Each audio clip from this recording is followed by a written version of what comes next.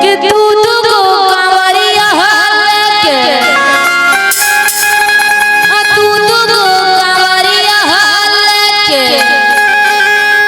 चलब हम डगरिया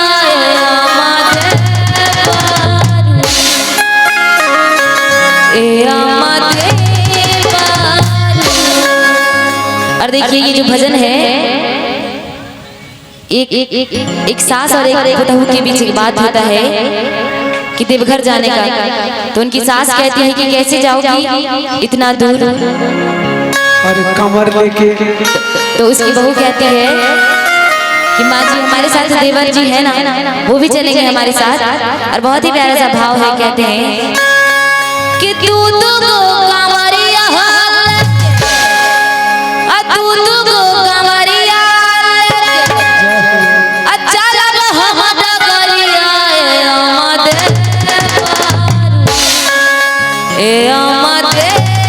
और उठाइए सभी हाथ और सभी चलेंगे और कहेंगे क्या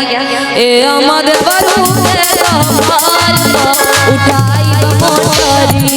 ए अमद बरू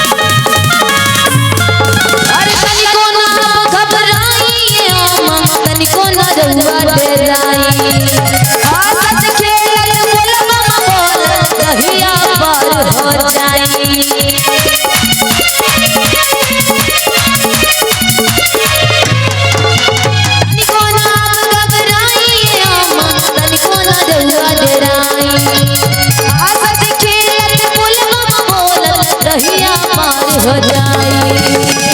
बाबा यहाँ मांगब हम बाबा यहाँ मांगब हम गोदी में ललन अमदेवर ए अमदेवर ए अमदेवर रहबार उठाई मोटरी ए अमदेवर